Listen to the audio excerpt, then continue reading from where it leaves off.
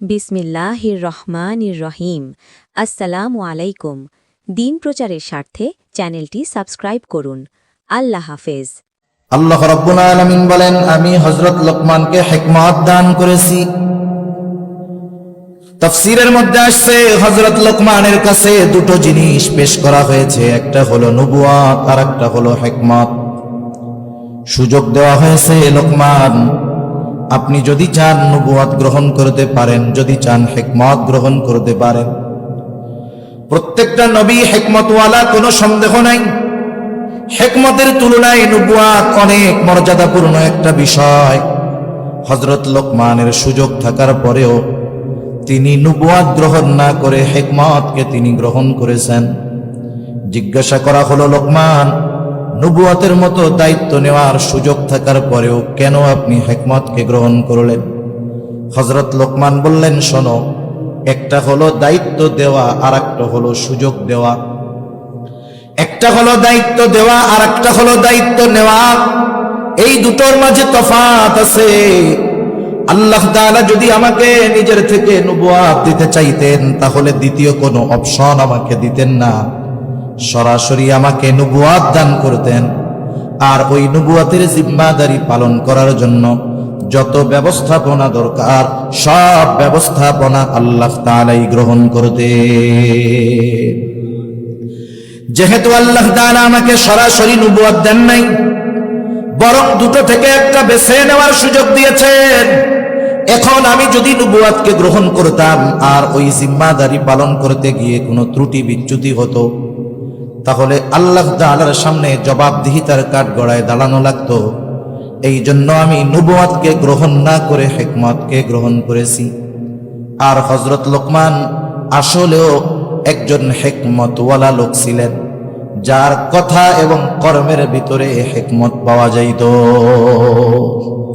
কথা কর্মের মধ্যে প্রজ্ঞা নিহিত থাকত।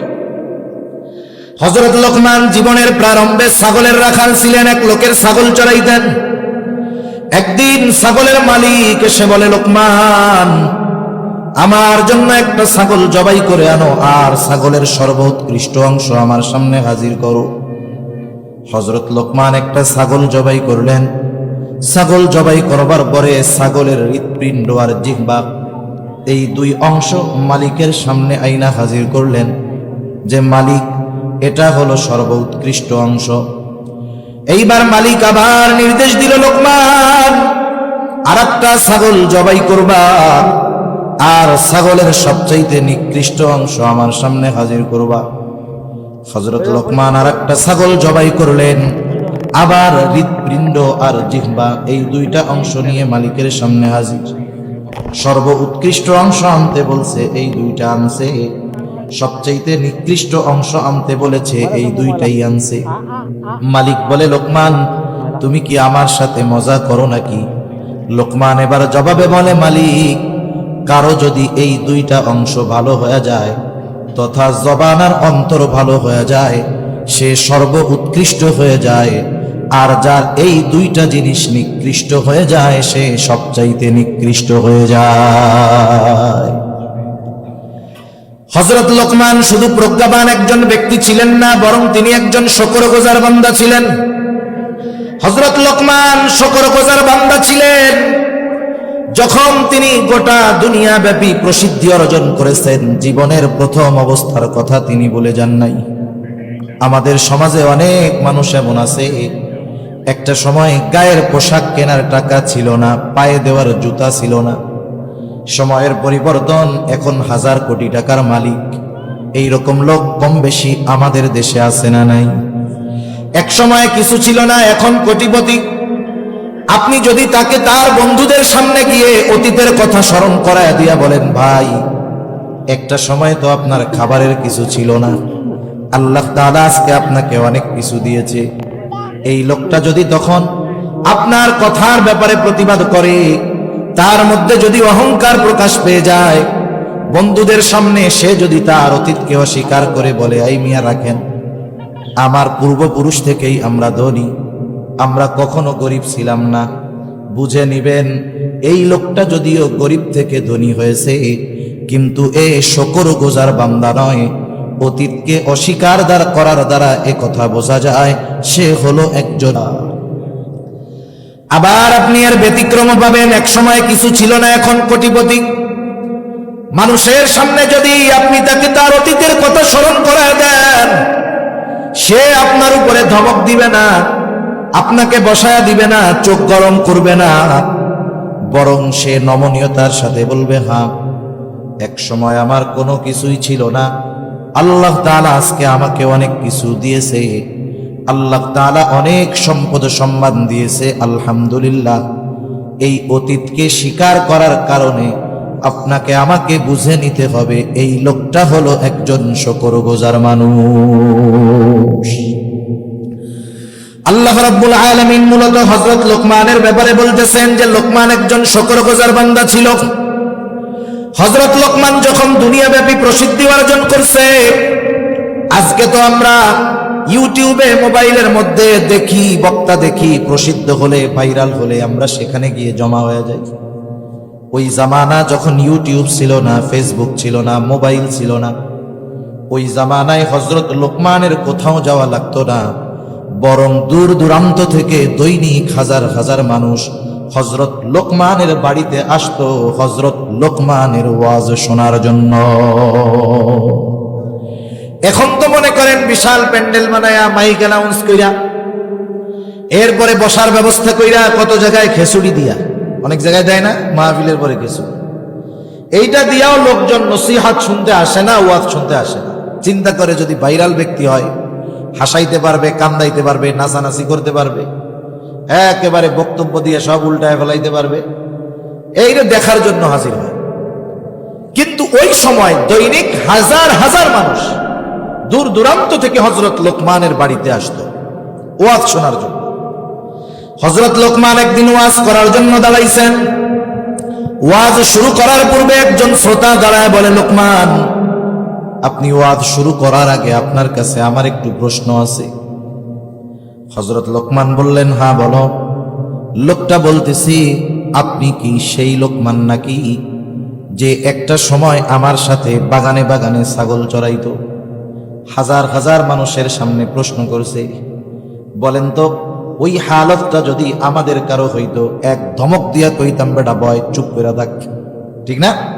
আমি না কইলেও দেখা যাইতো আমার কিছু সাঙ্গ পাঙ্গ যাইয়া ওরে টাইনা বাইর করে সাইজ করে দিত। কত বড় সাহস, হুজুর এই প্রশ্ন করতেছিস? কিন্তু হযরত লোকমান রাগ হন নাই, তিনি সাথে সাথে বলেন, হ্যাঁ আমি সেই লোকমান যে এক সময় ছাগলের রাখাল ছিল, আমি সেই লোকমান। এইবার ওই লোকটা প্রশ্ন করতেছে, লোকমান, আপনি এত সম্মানের অধিকারী কেমনে হইলেন? তাফসীরের মধ্যে অনেকগুলো কারণ আসছে। তিনি বলেন, আমি এই রকম সম্মান অর্জনের পেছনে যেই কারণগুলো, স্বল্পে তুষ্টতা, অল্প কথা, এই রকম কয়েকটা বিষয় উল্লেখ করে তিনি বলেন যে হয়তো এই কারণে আল্লাহ তাআলা আমাকে এই সম্মান দান করেছে। এইরকম একজন জগৎ বিখ্যাত ব্যক্তি ছিলেন হযরত লোকমান। সাথে সাথে আল্লাহ তাআলা আমাদের জন্য শিক্ষণীয় বিষয় বর্ণনা করে বলেন, আমি হযরত লোকমানকে হিকমত প্রদান করেছি যাতে সে আমি আল্লাহর কৃতজ্ঞতা প্রকাশ করে। সাথে সাথে আল্লাহ তাআলা বলেন, ওয়ামান ইয়াশকুর ফাইন্নামা ইয়াশকুরু লিনাফসি, যে কৃতজ্ঞতা প্রকাশ করে সে সেটা নিজের জন্যই করে। কারণ কৃতজ্ঞতা প্রকাশ যদি আমরা করি তাহলে লাভ আল্লাহ তাআলার নয়, বরং ওই কৃতজ্ঞতার কারণে লাভ আমাদেরই হয়। এজন্য আল্লাহ তাআলা বলেন, ওয়ামান ইয়াশকুর ফাইন্নামা ইয়াশকুরু লিনাফসি, যে কৃতজ্ঞ বান্দা হয়, আল্লাহ তাআলার কৃতজ্ঞতা প্রকাশ করে, সে সেটা নিজের জন্য করে। শোনেন, মানুষ নেয়ামত পেয়ে কেউ অহংকারী হয়, নেয়ামত পেয়ে কেউ কৃতজ্ঞ হয়। দুনিয়াতে কেউ নেয়ামত পেয়ে যদি অহংকারী হয়, তাহলে তার এমন পতন হয় যে একটা সময় তার নাম মুখে নেওয়ার মতো লোক দুনিয়ায় খুঁজে পাওয়া যায় না। আর যদি নেয়ামত পেয়ে কৃতজ্ঞ হয়, আল্লাহ তাআলা যুগে যুগে তার কথা মানুষের মুখে মুখে ছড়ায়া দেয়। সুবহানাল্লাহ বলে। এজন্য দেখবেন যারা দ্বীনের উপরে পরিচালিত হয়েছে, সেই মানুষগুলো ক্ষমতা পেয়েও, শাসক হয়েও এরা কৃতজ্ঞ বান্দা থাকছে। একেবারে যদি অতীত থেকে টান দেই, গোটা দুনিয়ার বাদশাহী করেছেন হযরত সুলাইমান আলাইহিস সালাম। তিনি অহংকারী ছিলেন না, কৃতজ্ঞ বান্দা ছিলেন। আল্লাহ তাআলা কোরআনুল কারীমে সুলাইমান আলাইহিস সালামের প্রশংসা করেছেন। এরপরে আসেন শেষের দিকে, খলিফাতুল মুসলিমিন যারা ছিলেন হযরত উমর রাদিয়াল্লাহু তাআলা আনহু, অর্ধ জাহানের শাসক যাকে বলা হয়, ইনি এই ক্ষমতার নেয়ামত পেয়ে একেবারে যা মন চায় তাই বলেন নাই, তা করেন নাই, বরং প্রত্যেকটা সময় তিনি চিন্তা করতেন। হযরত উমর রাদিয়াল্লাহু তাআলা আনহু জীবনের শুরুতেই বাপে পাঠাইছে উট চড়াইতে, উট চড়াইতে পারেন না, গার মধ্যে ছাগল ওই উটের পায়খানা টাইখানা লাগায় আসছে, বলে হায় তুমি এই উট চড়াইতে পারো না। বাবা তিরস্কার করছে, পিটানি দিছে। তিনি যখন খলিফাতুল মুসলিমিন তখন বলতেছেন এইগুলা, যে হায় রে, সেই ওমরকে আল্লাহ রাব্বুল আলামিন কত সুবিশাল এক এরিয়ার দায়িত্ব দিছে, সে কেমনে এটা পরিচালনা করবে। সেজন্য নেয়ামত পাওয়ার পরে শুকরিয়া আদায় করলে লাভ আমাদের। আবার আল্লাহ তাআলা জানায় দেন, অহংকারীরা কিন্তু নেয়ামতের কৃতজ্ঞতা প্রকাশ করে না।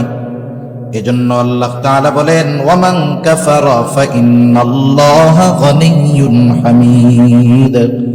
আল্লাহ তাআলা বলেন, আর যারা কুফরি করে, আমি আল্লাহর কৃতজ্ঞতা প্রকাশ করে না, তারা জেনে রাখুক আল্লাহ তাআলা হলেন সপ্রশংসিত অমুখাপেক্ষী এক মহান সত্তা। বিষয়টা এমন নয় যে ওনার প্রশংসা করলে ওনার লাভ হবে, ওনার প্রশংসা না করলে ওনার লস হবে, এই রকম বিষয়টা নয়। বরং প্রশংসা করলে লাভ আমাদের, না করলেও ক্ষতি আমাদের। আমরা এজন্য আল্লাহ তাআলার কাছে দোয়া করব যে আল্লাহ আপনি আমাদেরকে শুকরগুজার বান্দা হিসাবে কবুল করেন। সকলে বলি আমিন। এইবার আল্লাহ তাআলা হযরত লোকমান সন্তানদেরকে যেই নসিহত করেছেন, সেই নসিহতগুলোর কথা বলেন।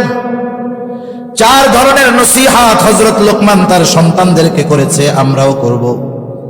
সন্তানদেরকে নসিহত করার একটা সিস্টেম আছে, পদ্ধতি আছে।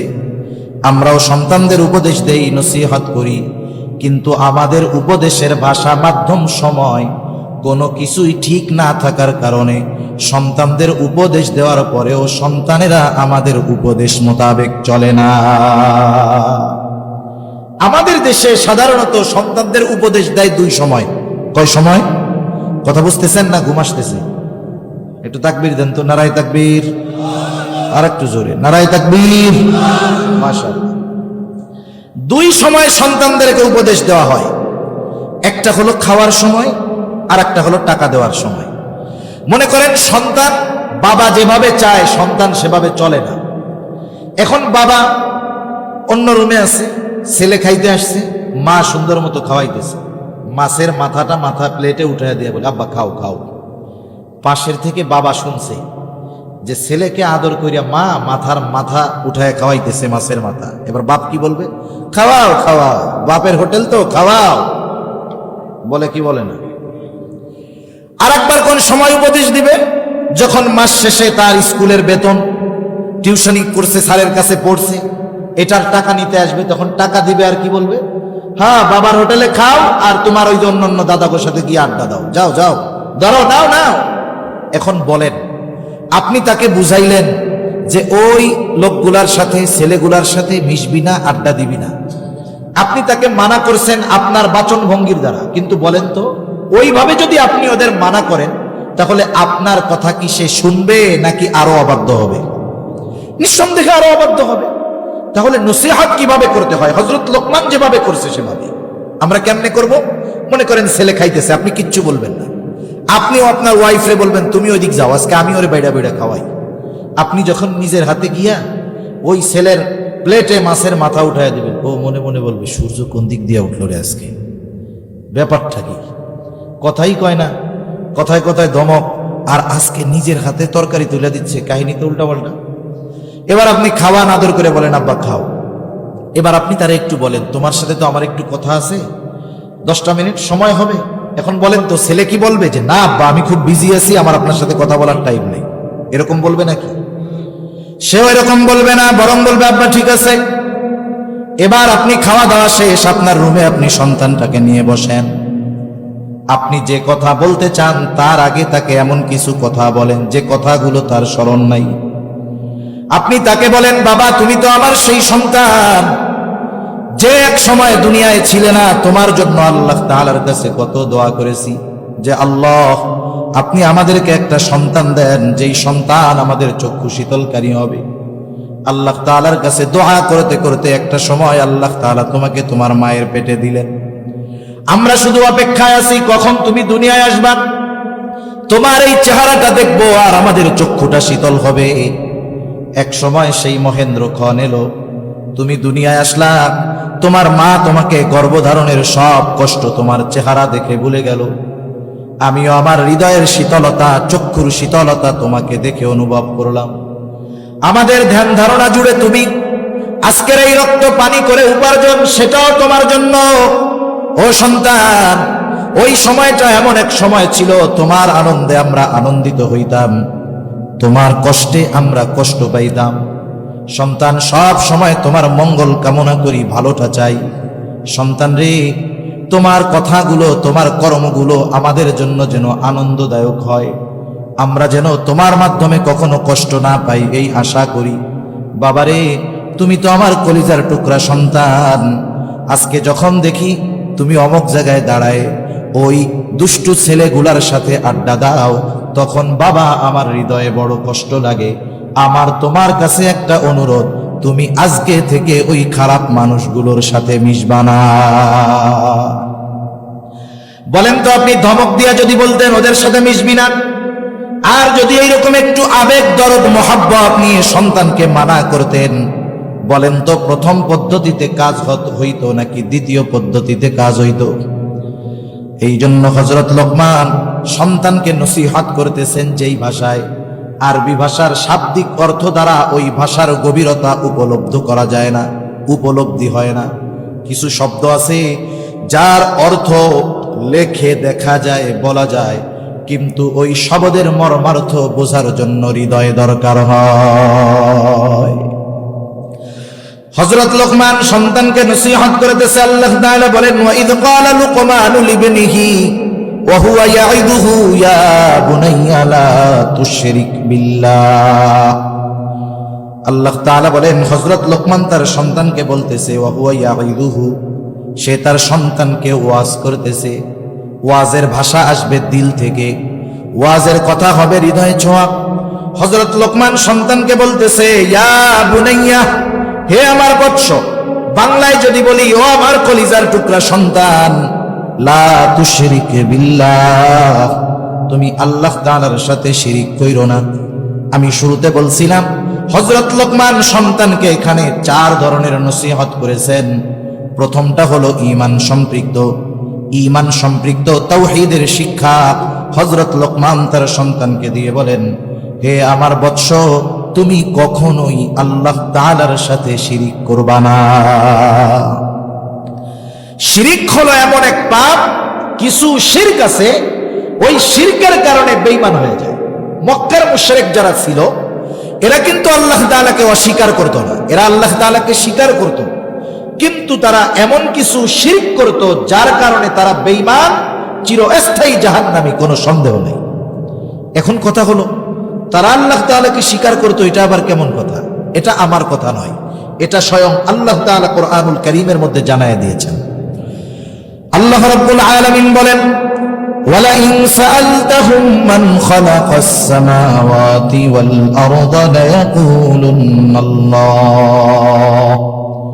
আল্লাহ রাব্বুল আলামিন বলেন, আপনি যদি মক্কার মুশরিকদেরকে জিজ্ঞাসা করেন, মান খালাকাস সামাওয়াতি ওয়াল আরদ, আসমান এবং জমিনের স্রষ্টাকে, আল্লাহ তাআলাই জবাব দিয়ে বলেন, লায়াকুলুন্নাল্লাহ।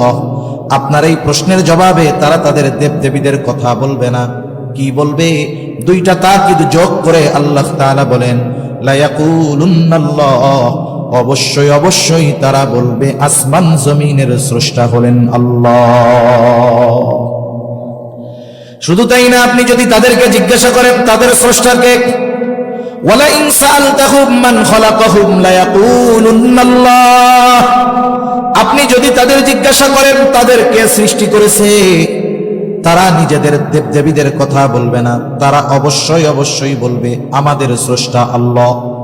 তার মানে মক্কার মুশরিকরা আল্লাহ তাআলার অস্তিত্বে বিশ্বাসী ছিল, কিন্তু তাওহীদের মধ্যে না থাকার কারণে এমন কিছু শিরকের সাথে তারা জড়িয়ে গিয়েছিল, যার কারণে তাদের ওই বিশ্বাস তথা ঈমান বাতিল বলে গণ্য হয়ে গেছে। আমাদের সমাজে অনেক মানুষ আছে, মুসলমান সমাজে বসবাস করে, মারা গেলে মুসলমানদের মতো কাফন হবে, দাফন হবে, জানাজা হবে, কিন্তু এমন কিছু বিশ্বাস তারা দুনিয়ার জমিনে লালন করত অন্তরে, যার কারণে তারা যে কখন বেঈমান হয়ে গেছে আমরাও জানি না। এই জন্য কিছু কিছু বিষয় আছে যেটা আল্লাহ তাআলার সাথেই নির্দিষ্ট। এই বিষয়গুলো যদি কেউ কোন মাখলুকের সাথে সাব্যস্ত করে তার ঈমান থাকে না। যেমন একটা উদাহরণ দিয়ে বলি, বলেন তো সন্তান দেওয়া না দেওয়ার ক্ষমতাটা কার? আর একটু জোরে বলেন না কার?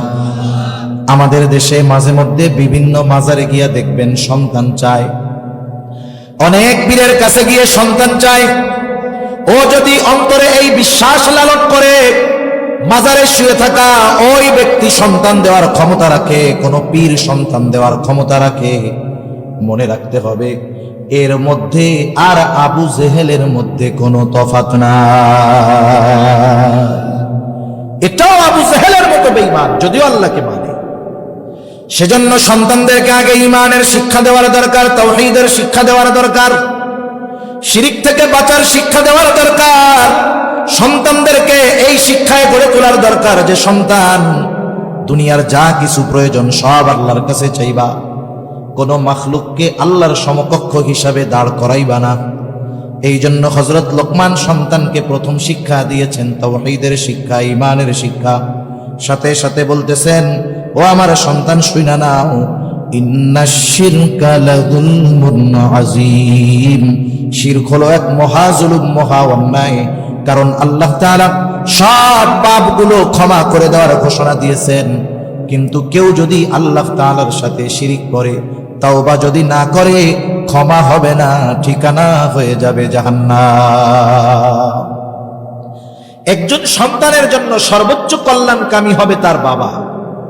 আমরা তো মনে করি সন্তানদেরকে বড় লেখাপড়া শিখিয়ে বড় গ্রাজুয়েট বানাতে পারলে, বিসিএস ক্যাডার বানাতে পারলে আমরা সন্তানের জন্য বড় কল্যাণকামী হলাম। বিষয়টা এমন নয়। আপনি যদি শুরুতে সন্তানকে জাহান্নাম থেকে বাঁচার রাস্তায় পরিচালনা করতে পারেন, ওই রাস্তা যদি তাকে চেনায় দিতে পারেন, তাহলেই আপনি মূলত সর্বোচ্চ কল্যাণকামী অভিভাবক, না হলে নয়। তাহলে 1 নম্বর শিক্ষা হবে সন্তানদের ঈমানের শিক্ষা। 2 নম্বর আল্লাহ তাআলার ক্ষমতা, কুদরতের শিক্ষা সন্তানদেরকে দিতে হবে। এই বিশ্বাস তাদের অন্তরের মধ্যে লালন করাতে হবে যে সন্তান, তুমি আমার সামনে যত ভালোই থাকো না কেন, আমার সামনে যতই পাপ কাজ থেকে বিরত থাকো না কেন, তুমি যদি আমার চোখের অগোচরে কোনো পাপ করো, অন্যায় করো, আমি কিন্তু দেখব না। কিন্তু পৃথিবীর যেখানেই তুমি থাকো না কেন, আল্লাহ তাআলা হলেন এমন মহাপরাক্রমশালী, তুমি পৃথিবীর যেখানেই গিয়ে অন্যায় অপরাধ করো না কেন, আমি না জানলেও সেই অন্যায়ের খবর যিনি জানবেন তিনি কে? প্রথমে আল্লাহ তাআলার প্রতি বিশ্বাস, এরপর আল্লাহর কুদরতের প্রতি বিশ্বাস আনায়ন করাতে হবে সন্তানদের। হযরত লোকমান সন্তানদেরকে সেই উপদেশ দিয়ে বলেন, ইয়া বুনাইয়া ইন্নাহা ইন তাকু মিসকালা হাববাতিন মিন খারদালিন ফাতাকুন ফি সখরাতিন আও ফিস সামাওয়াতি আও ফিল আরদি ইয়াতি বিহাল্লাহ। হযরত লোকমান তার সন্তানকে বলতেছে, হে আমার বৎস, তোমার কোন আমল, সেই আমলটা নেকের কাজ হোক আর গোনার কাজ হোক, তোমার ওই আমলটা যদি তুমি কোনো পাথরের মধ্যেও করো, আকাশেও করো, জমিনেও করো, তুমি যেখানেই করো না কেন, আর তোমার ওই আমলটা যদি সরিষা দানা পরিমাণ হয়, পাথরের মধ্যে করো আর আসমানে করো আর জমিনে করো, তোমার ওই আমলটা কিয়ামতের দিন যিনি হাজির করবেন তিনি কে? হযরত আনাস রাদিয়াল্লাহু তাআলা আনহু থেকে বর্ণিত হাদিস। নবীজি বলেন, দুনিয়াতে কেউ যদি এমন কোন পাথরের মধ্যে কোনো আমল করে, কেমন পাথর? যেই পাথরের দরজাও নাই, জানালাও নাই, যেই পাথরে ঢোকারও ব্যবস্থা নাই, বের হওয়ারও ব্যবস্থা নাই, ওই পাথরের মধ্যে যাওয়াই তো অসম্ভব। কেউ যদি ওই অসম্ভবকে সম্ভব করে ওই পাথরের মধ্যে গিয়েও যদি কোনো আমল করে, সেটা নেক আমল হোক আর বদ আমল হোক, নবীজি বলেন ওই ক্ষুদ্র আমলটা ওই পাথরের মধ্য থেকেও আল্লাহ তাআলা হাজির করবে। একটু চিন্তা করেন, আমি আপনি যদি ছোট থাকতেই সন্তানদের অন্তরে এই বিশ্বাস ঢুকিয়ে দিতে পারি। ছোটবেলার কিছু বিশ্বাস আছে যেগুলো বড় হওয়ার পরেও থেকে যায়। শিশুকালের শিক্ষা হলো পাথরে খোদাই করার মতো। মাঝে মধ্যে আপনারা হয়তো দেখেন খবরে যে অমুক জায়গায় এক শিলালিপি পাওয়া গেছে, পাথরের উপরে লেখা আর কি, এটা 15,000 বছর আগের লেখা, অথচ লেখাটা না বুঝলেও স্পষ্ট দেখা যাইতেছে, হয়তো ভাষা আমরা বুঝি না বিদায় পড়তে পারতেছি না। তাহলে পাথরে খোদাই করা লেখা হাজার হাজার বছরে নষ্ট হয় না। ওই রকম শিশু মননে ছোট থাকতে যেই বিশ্বাস ওই বাচ্চার অন্তরে ঢুকায় দেওয়া হয়, ও যত বড় হোক, যত পাপাচারের মধ্যে যাক না কেন, ওই বিশ্বাস তার অন্তরের মধ্যে থেকে যায়। ঠিক কিনা বলেন? মাটি যখন নরম থাকে, আগে তো মাটির তৈজসপত্র ছিল, মাটির পাত্রে রান্না হতো, মাটির পাত্রে খাওয়া হতো। এখন কিন্তু মাটির পাত্রে খাওয়া এটা ফ্যাশন হয়ে গেছে। দেখবেন অনেক জায়গায় বড় বড় রেস্টুরেন্টে মাটির খোরার মধ্যে খাওয়ান দেয়। অনেক জায়গায় চায়ের দোকানে কাঁচের কাপে খাবেন 20 টাকা চা, মাটির কাপে খাবেন 50 টাকা। আগে মানুষ এমনিই মাটির গ্লাসে খাইতো, মাটির প্লেটে খাইতো, মাটির পাতিলে রান্না করতো, তখন আর এত রোগ টোক ছিল না। তা যাই হোক, ওই মাটি যখন কাদা থাকে, নরম থাকে, এই মাটির পাতিল টাতিল যারা বানায়, আপনাদের এলাকায় কি বলে? কুমার। দেখবেন কুমার একটা চাকা ঘুরায়, কোনো মেশিন টেশিন নাই, ওই নরম মাটি চাকার উপরে দিয়ে হাতের নিপুণ কৌশলে কত সুন্দর সুন্দর জিনিস সে বানায় ফেলে। এখন ওই কুমার যত অভিজ্ঞ হোক, বলেন তো, মাটি যদি একটু শক্ত হয়ে যায়, সে যত অভিজ্ঞ হোক, সে কি ওই মাটির দ্বারা একেবারে হাতের নৈপুণ্যতা দেখিয়ে সুন্দর সুন্দর পাত্র বানাতে পারবে? পারবে না।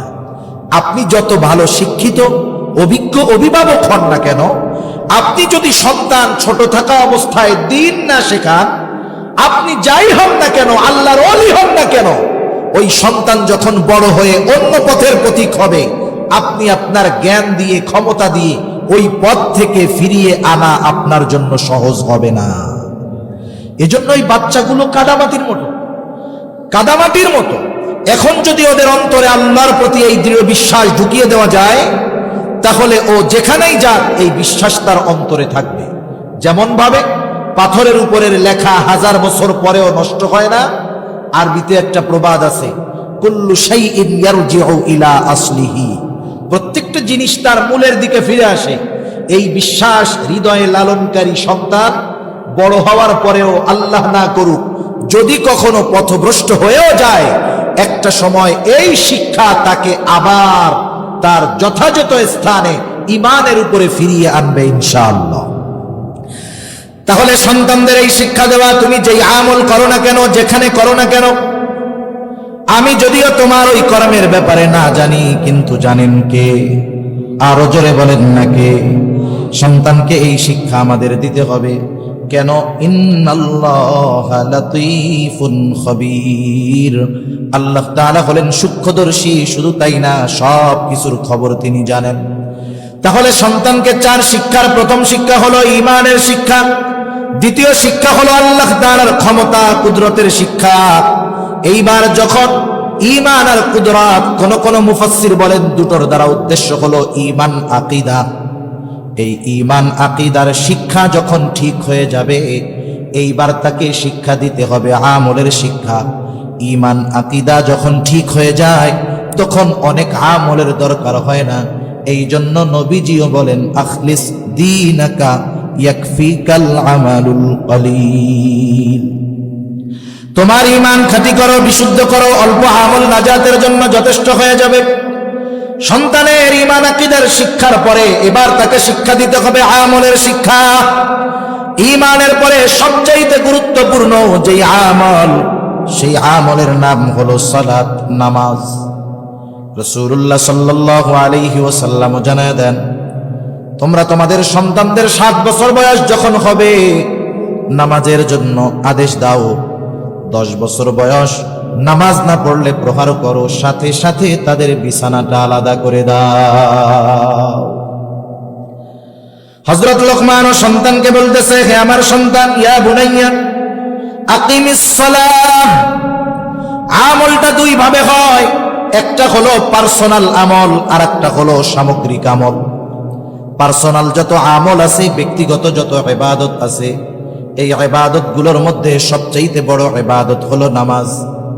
আর সামগ্রিকভাবে কিছু আমল আছে, সেই আমলগুলোর মধ্যে সবচেয়ে বড় আমল হলো ভালো কাজের আদেশ করা, অসৎ কাজের নিষেধ করা। তাহলে নামাজ এটা ঈমানের পরে সবচেয়ে গুরুত্বপূর্ণ ইবাদত। নবীজিও বললেন 7 বছর বয়সে সন্তানদের নামাজের আদেশ করো, 10 বছরে নামাজ না পড়লে প্রহার করো। বলেন তো, আপনি যদি আপনার অধীনস্থ কাউকে কোনো কাজের আদেশ করতে চান, বলেন তো আদেশ করার আগে ওই কাজটা তাদের শেখানোর দরকার আছে না নাই? আগে শেখাতে হবে, এরপরে আদেশ করতে হবে। তাহলে 7 বছরে যদি আদেশ করতে চান, এই নামাজ শেখাতে হবে আরো আগের থেকে। এজন্য আমাদের উচিত বিশেষ করে সুন্নাত নফল নামাজগুলো বাসায় পড়া। এতে কি হবে, আমাদের মা বোনেরা নামাজ পড়েন ঘরের অন্দরমহলে, ভেতরে। ছোট ছোট বাচ্চা যারা, ওরা ভেতরে পছন্দ করে না, ওরা বাইরে থাকতে পছন্দ করে বেশি। আর পুরুষ মানুষ নামাজ পড়বে ঘরের আধারে নয়, বারান্দায় পড়বে, খোলামেলা জায়গায় পড়বে। যখন ওই বাচ্চা দেখবে তার বাপ নামাজ পড়তেছে মাথায় টুপি দিয়া, ওর গায়ে পোশাক থাকুক আর না থাকুক, টুপি পাক আর না পাক, একটা টিফিন বাটি মাথায় দিয়া টুপি বানাই আব্বার সাথে সিজদা দেওয়া শুরু করবে। ঠিক কিনা বলেন? কারণ বাবা যেই কাজ করে, অভিভাবক যেই কাজ করে, ওই কাজটা যদি খারাপও হয়, ছোটরা ওটাকে ভালো মনে করে। আপনি নামাজ পড়বেন, আপনার সাথে সেও নামাজে দাঁড়ায় যাবে। আপনি সিজদায় গেলেন, হয়তো ঘাড়ের উপরে উঠা খেলা শুরু করবে। অনেক সময় বিরক্ত হয়ে অনেক সমস্যা আছে নাকি, আপনি সিজদাটাকে লম্বা বানায় দেন, কোনো অসুবিধা নাই।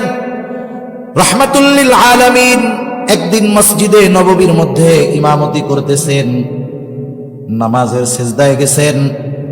রাসূল আকরাম সাল্লাল্লাহু আলাইহি ওয়াসাল্লামের নাতি হুসাইন রাদিয়াল্লাহু তাআলা হুজুরের মেহরাবের সাথেই একেবারে বাসার দরজা, নাতি লাফ দিয়া নবীজির ঘাড়ের উপরে উঠে গেছে। কারণ হযরত হুসাইন রাদিয়াল্লাহু তাআলা আনহু নবীজির ঘাড়ে উঠতেন, নবীজি ঘোড়া সাজতো। মনে করছে নানা মনে হয় ঘোড়া হইছে, এবার ঘাড়ের উপরে উঠা খেলা শুরু করছে। নবীজিও সেজদা লম্বা করতেছে, ওঠেন না। সাহাবা একরাম ভাবতেছে হয়তো কোনো ওহী নাজিল হয়, এই জন্য নবীজি মনে হয় সেজদা থেকে উঠেন না। নবীজি নামাজ শেষ করলেন, সাহাবাদের দিকে ঘুরে বসলেন। কোনো ওহী যদি নাজিল হতো, নবীজি সাথে সাথে শোনায়া দিতেন। কারণ নবীজি যখন কোনো ওহী নাজিল হতো, উপস্থিত সাহাবীদের সামনে তিলাওয়াত করতেন, এবং কাতেবে ওহী তথা ওহী লেখার দায়িত্বে যারা থাকতো তাদেরকে বলে দিতেন, এই অংশটা অমুক সূরার পরে লেখো, এই অংশটা ওই জায়গায় যুক্ত করো। কিন্তু নবী তো কিছু বলেন না। তাহলে সিজদা এত লম্বা করার কারণ কি? নবীজিকে একজন সাহাবী জিজ্ঞাসা করে, ইয়া রাসূলুল্লাহ, ওই সিজদাটা আপনি এত লম্বা করলেন কারণ কি? কোনো ওহী নাজিল হয়েছে নাকি? নবীজি তখন বললেন, না, ওহী নাজিল হয় নাই, বরং আমি যখন সিজদায় গিয়েছি, হুসাইন আমার ঘাড়ের উপরে ওইটা খেলা শুরু করে দিয়েছে। আমি তার খেলা শেষ বাধা দেওয়াকে পছন্দ করলাম না। আমি তার খেলা শেষ হওয়া পর্যন্ত সিজদাকে লম্বা করলাম। সে যখন খেলা শেষ করে আমার ঘাড় থেকে নামলো, তখন আমি সিজদা থেকে মাথা উঠাইলাম। একটু চিন্তা করেন, আমাদের কোন ইমাম সিজদায় গিয়া যদি 11 বারের জায়গায় 21 বার সুবহান রাব্বিয়াল আলা পড়ে, পেছন থেকে মুসল্লি মনে করবে, হায় রে, ফেসবুকে দেখি শুনি কত লোক নামাজে সিজদায় পড়া সিজদা অবস্থায় মরে গেছে, তাহলে আমাদের ইমামও মনে হয় এই সৌভাগ্যবান লোক। এইবার এটা দেখার জন্য উইঠা যদি দেখে যে ইমাম সাহেবের ছেলে ওনার গাড়ির উপরে ওইটা লাফাইতেছে আর হুজুর সেজদাই পড়ে রয়েছে। তখন কি বলবেন? বলবে আপনারা বাকিরা ওঠেন ওঠেন, দেখেন দেখেন কি হয়েছে। হুজুরে বলবে হুজুর বাকি নামাজ আমরা পড়ে নিব না, আপনি গাঠি নিয়ে বাড়ি যান। এটাই তো হবে নাকি? এই হবে বাস্তব। কিন্তু দেখেন রহমাতুল লিল আলামিন, একটা বাচ্চা খেলাকে প্রাধান্য দিয়ে সেজদাকে তিনি লম্বা বানায় দিয়েছেন। এজন্য আমরাও যখন বাসায় নামাজ পড়বো, আমাদের সন্তানেরা, মুরব্বীদের নাতিপুতিরা গাড়ির উপরে উঠলে রাগ হওয়া যাবে না, সেজদা একটু লম্বা বানায় দিতে হবে। করা যাবে না ইনশাআল্লাহ? এরপরে বাচ্চার বয়স যখন 5 বছর হয়ে যাবে, ভালো মন্দ সব বুঝে এবার মসজিদে নিয়ে অভ্যাস করেন। মসজিদে নেওয়ায় অভ্যাস করেন। একেবারে গেদাটাকে মসজিদে নেওয়া যাবে না, যে প্রস্রাব পায়খানা করে, কথা বলতে পারে না। 5 বছর 6 বছর মসজিদে নেওয়ায় অভ্যস্ত হন। যদি 5 বছর থেকে তাকে মসজিদমুখী বানায় দেওয়া হয়, 7 বছর বয়সে নামাজের আদেশ করা লাগবে না। ওই ছেলেটা 7 বছর বয়সে পাক্কা নামাজি হয়ে যাবে। এই মাদ্রাসায় তো এরকম ছোট ছোট বাচ্চা যে আসতে দেখলাম যে ভিতরে একটা শুয়ে আছে, ওর বয়স মনে হয় 5 বছর হবে না, 5 বছর হইতে পারে। তাইলে এই যে ছোট বাচ্চাটা, এই যে ছোট ছোট বাচ্চারা জানাজার নামাজ পড়ানো দেখাইছে, দেখছেন না আপনারা? জানাজার নামাজ পড়ানো দেখাইছে। কত নামাজি আছে যদি ইন্টারভিউ নেই, যে ওই যে জানাজার 4র্থ তাকবীরের আগে যেই দোয়াটা পড়ে আল্লাহুম্মা গফিরলি হাইয়িনা, একটু পড়ে শোনান তো। কত মুসল্লির মুতু ধরে বসবে, একেবারে দৌড় দিয়ে পালাবে, ডায়াবেটিক্সের চাপ দিবে। অথচ দেখেন ওই ছোট বাচ্চা জীবনের যা কিছু প্রয়োজন সব কিছু পারে। সেজন্য আমার ভাইয়েরা, আমাদের সন্তানদেরকে নামাজে অভ্যস্ত করতে হবে, সন্তানদেরকে নামাজের শিক্ষা দিতে হবে। কারণ আমি নামাজি, ঘরের মানুষ নামাজি, সবাই যদি নামাজি হয়ে যায়, আখিরাতে জান্নাত পাওয়া যাবে, জাহান্নাম থেকে বাঁচা যাবে। ঘরের সব মানুষ মুসল্লি হয়ে যাওয়ার কারণে আসমানওয়ালা রিজিকের মালিক বরকতময় রিজিকও দান করবে। তাহলে হযরত লোকমান সন্তানকে ইবাদতের শিক্ষা দিচ্ছেন। প্রথমে ইবাদত, সন্তান নামাজ কায়েম করো। 2 নাম্বার ওয়া'মুরু বিল মা'রুফ ওয়ানহা আনিল মুনকার। ও আমার সন্তান, ভালো কাজের আদেশ করো, অসৎ কাজের নিষেধ করো। আমরা হলাম শ্রেষ্ঠ উম্মত, শ্রেষ্ঠ নবীর শ্রেষ্ঠ উম্মত। এটা মৌখিক দাবির বিষয় নয়। শ্রেষ্ঠ উম্মত হিসাবে অভিহিত হব তখন কখন? আল্লাহ তাআলা বলেন, কুনতুম খায়রা উম্মাতিন উখরিজাত লিন-নাস তা'মুরুনা বিল মা'রুফি ওয়া তানহাউনা আনিল মুনকার। আল্লাহ তাআলা বলেন, কুনতুম খায়রা উম্মাতিন উখরিজাত লিন-নাস, তোমরা হলে সর্বোত্তম উম্মত, তোমাদেরকে মানুষের কল্যাণের জন্য বাহির করা হয়েছে। আমরা যদি জিজ্ঞাসা করি, আল্লাহ কিসের মধ্যে মানুষের কল্যাণ? আল্লাহ তাআলা বলেন, তা'মুরুনা বিল মা'রুফ ওয়া তানহাউনা আনিল মুনকার, তোমরা ভালো কাজের আদেশ করো, অসৎ কাজের নিষেধ করো। এর মধ্যেই হলো সবচাইতে বড় কল্যাণ। আর এই কাজ যারা যথাযথভাবে করবে, এরাই হবে শ্রেষ্ঠ মানুষ, শ্রেষ্ঠ উম্মত। তাহলে এই কাজের দ্বারা শ্রেষ্ঠ উম্মত হওয়া যায়। এখন এই কাজ করতে গেলে বাধা, জেল, জুলুম, নির্যাতন আছে না নাই? আছে। যদি সব ভালো কথাগুলো আমরা বলি, আমাকেও জেলে যাইতে হবে। সব খারাপ কাজ থেকে যদি নিষেধ করি, আমাদের উপরে বিপদ আসবে। এজন্য হযরত লোকমান সন্তানকে এটাও জানায় দেয়, সন্তান, ভালো কাজের আদেশ, অসৎ কাজের নিষেধ, এটা কিন্তু কঠিন এক ব্যাপার, বড় এক ব্যাপার। বিপদ আসতে পারে। যখন বিপদ চলে আসবে কি করবা? ওয়াসবির আলা মা আসাবাক, মুসিবত যখন আসবে সবর করবা। ইন্না যালিকা মিন আজমিল উমুর, কারণ এটা হলো এক বড় ব্যাপার, বিশাল বড় কারবারি। এই কাজ করতে গেলে পৃথিবীর শুরু থেকে নিয়ে যারাই করেছে, কিয়ামত পর্যন্ত যারা করবে, এদের উপরে মুসিবত আসবে, এটাই স্বাভাবিক। তাহলে সন্তানের তৃতীয় শিক্ষা হলো ইবাদত। 1 নাম্বার ঈমান, 2 নাম্বার আল্লাহর কুদরত, 3 নাম্বার ইবাদত, 4 নাম্বারের যেই শিক্ষা, এটা হলো সামাজিকতার শিক্ষা। মানুষের সাথে আচার ব্যবহার কেমন হবে সেই শিক্ষা। হযরত লোকমান এবার সন্তানকে বলতেছে, সন্তান, ওয়ালা তুসাহির খাদ্দাকা লিন-নাস ওয়ালা তামশি ফিল আরদি মারহা। অল্প সময়, আর বেশি সময় না। আমি চিন্তা করেছিলাম যে এই টাইমের মধ্যে শেষ করব, সেটা পার হয়ে গেছে। হযরত লোকমান সন্তানকে শিক্ষা দিচ্ছে মানুষের সাথে কেমন আচরণ করবা। হযরত লোকমান সন্তানকে বলতেছে মানুষের দিক থেকে মুখ ফিরায় কথা বলবা না। মুফাসসিরিনে কেরাম বলেন এর দ্বারা উদ্দেশ্য হলো মানুষের সাথে অহংকার নিয়ে কথা বলবা না। আজকে তাকায় দেখেন, একজন আর একজনের সাথে কথা বলে, কোনো নমনীয়তা নাই, ভদ্রতা নাই। কিছু বছর আগেও ছোটরা বড়দের সাথে সম্মান শ্রদ্ধার সাথে কথা বলতো, কিন্তু আফসোস আজকে নাতির বয়সী ছেলেটা দাদার বয়সী, নানার বয়সী ওই রকম ব্যক্তির মাথায় লাঠি দিয়ে বাড়ি দিতেও দ্বিধাবোধ করে না। অসভ্যতা এমন পর্যায়ে চলে গেছে যে যত বড় ভার্সিটিতে পড়ে ও তত বড় বেয়াদব হয়। এটা সত্য না মিথ্যা কথা বলেন তো? সত্য কথা। যত বড় ভার্সিটি দেশের তত বড় বেয়াদব, অসভ্য আর বেহায়া তৈরির কারখানা ওইটা তত বড়। আমাদের দেশের শিক্ষা ব্যবস্থা তো শেষ। আদবের শিক্ষা নবীজি দিয়ে গেছেন। নবীজি বলেন মাল্লাম ইয়ারহাম সগীরানা ওয়া লাম ইউক্কির কাবীরানা ফালাইসা মিন্না। নবীজি বলেন যে ছোটকে স্নেহ করে না, বড়কে সম্মান করে না, সে আমার উম্মত নয়। অবস্থাটা কি দেখেন, একজন মানুষ যদি সম্পদওয়ালা হয়ে যায়, গরিব মানুষগুলারে গুনায় ধরে না। চার চাকার গাড়িওয়ালা, রিক্সাওয়ালারে গুনায় ধরে না। মাঝে মধ্যে আমরা এমন দৃশ্য দেখি, হৃদয় বিদারক দৃশ্য। হায়রে, রিক্সাওয়ালা গরিব মানুষ, দুর্বল মানুষ, ওই টাকাওয়ালা তার সাথে খারাপ আচরণ করতেছি। তার ছেলের বয়সী লোকটা ওই বাবার বয়সী লোকের গায়ে নির্দ্বিধায় হাত তুলতেছে। এই ধরনের দৃশ্য সমাজে আছে। আরেকজন ক্ষমতাওয়ালা হয়ে গেছে, অসহায় দরিদ্র মজলুম মানুষগুলোর উপরে চেপে বসছে। অহংকারের চূড়ায় তারা পৌঁছায় গেছে। কেউ টাকার অহংকার, কেউ ক্ষমতার অহংকার, কেউ শিক্ষার অহংকার। বলেন তো টাকাওয়ালা অহংকার করবে কি নিয়া? যত টাকাওয়ালা সে হোক না কেন, কখনোই সে কারুনের মতো ধনী হতে পারবে না। কিসের অহংকার? কিসের আমলের অহংকার? যত আমল করুক না কেন, যত ইলম অর্জন করুক না কেন, শয়তানের মতো আবেদ আর ইলম অর্জনকারী কখনো হতে পারবে না।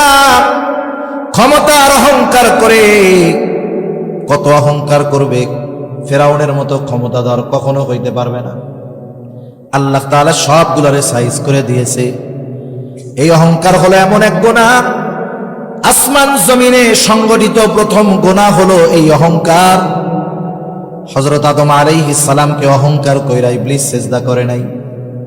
হযরত লোকমান ও সন্তানকে বলতেছে, সন্তান মানুষের সাথে তুমি কখনো অহংকার করবা না। কেন অহংকার করবা না? শুনা নাও, নবীজিও বলেন লা ইয়াদখুলুল জান্নাতা মান কানা ফি কলবিহি মিসকালা হাববাতিন মিন কিবর।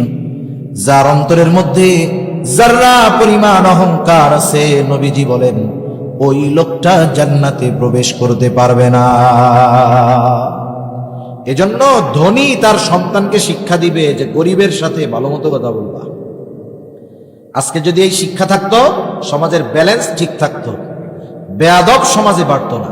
পরিবার থেকেই শিখায় না, শিখবে কোত্থেকে? ঠিক কিনা বলেন? শেখাতে হবে। বাবারে যেমন আচরণ করতে দেখে ও তো সেরকমই করবে, বরং তার দ্বিগুণ খারাপ করবে। তাই হযরত লোকমান মানুষের সাথে কেমন আচরণ করবে শিক্ষা দিয়ে বলেন, বাবা তুমি চেহারা অন্যদের দিকে ঘুরায় কথা বলবা না, তার মানে অহংকার করে কথা বলবা না।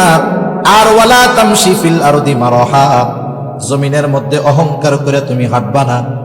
আল্লাহ তাআলা বলেন ওয়ালা তামশি ফিল আরদি মারহা ইন্নাকা লান তাখরিকাল আরদা ওয়া লান তাবলুগাল জিবালা তুলা।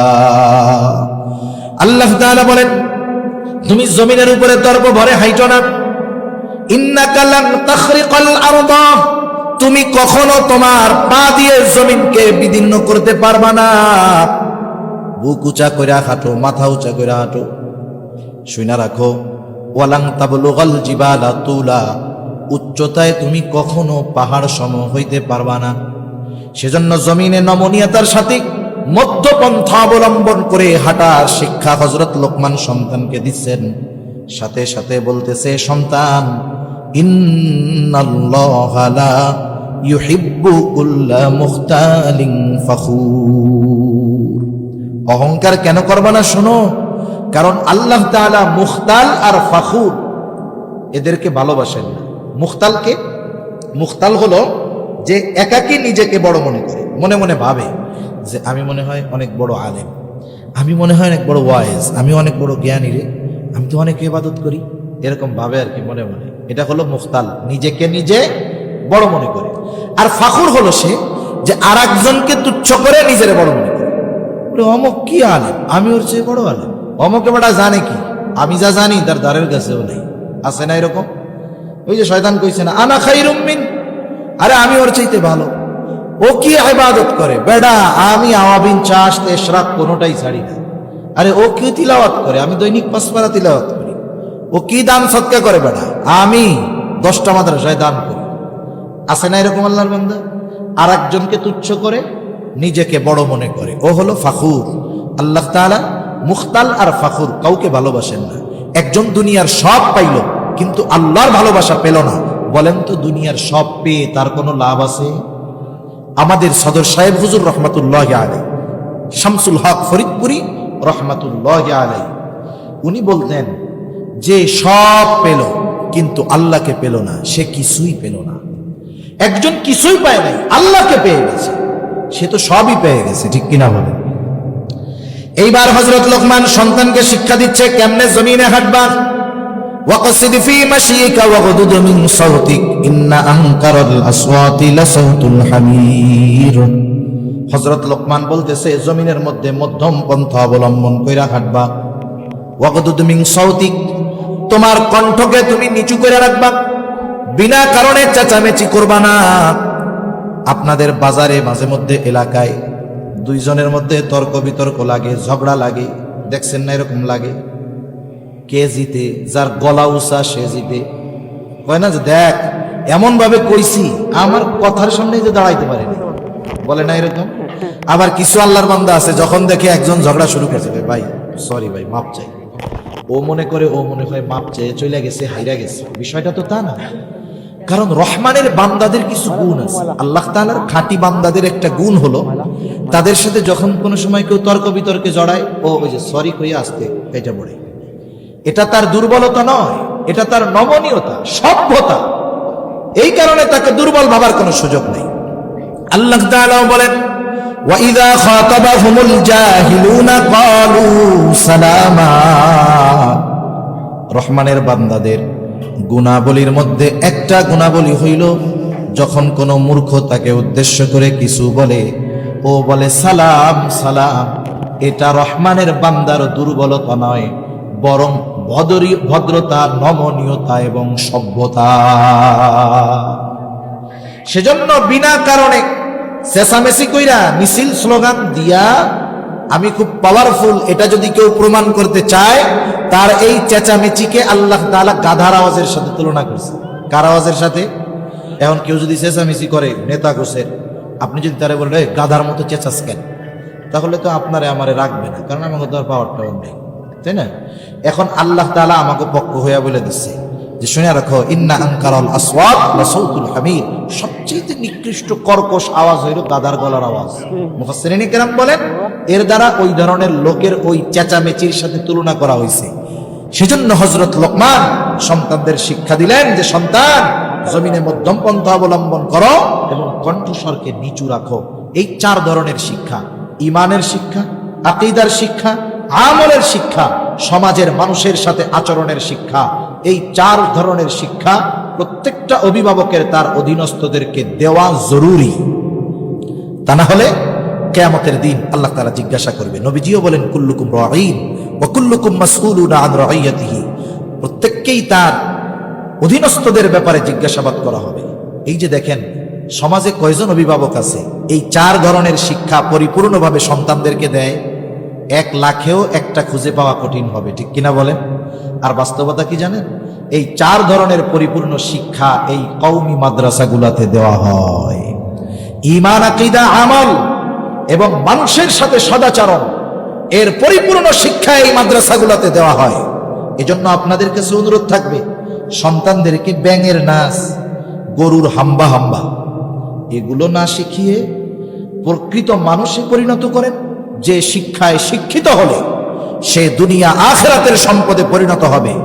এই শিক্ষাগুলো যেখানে দেওয়া হয় সেখানে সন্তানদের দেন, দুনিয়ায় আল্লাহ ইজ্জত দিবেন, পরকালীন জগৎটাও উজ্জ্বল হবে। আল্লাহ সুবহানাহু ওয়া তাআলা আমাদের সকলের অধীনস্থ যারা আছে তাদেরকে যথাযথভাবে এই 4 ধরনের শিক্ষায় শিক্ষিত করার তৌফিক আল্লাহ দান করুন। সকলে বলি আমিন।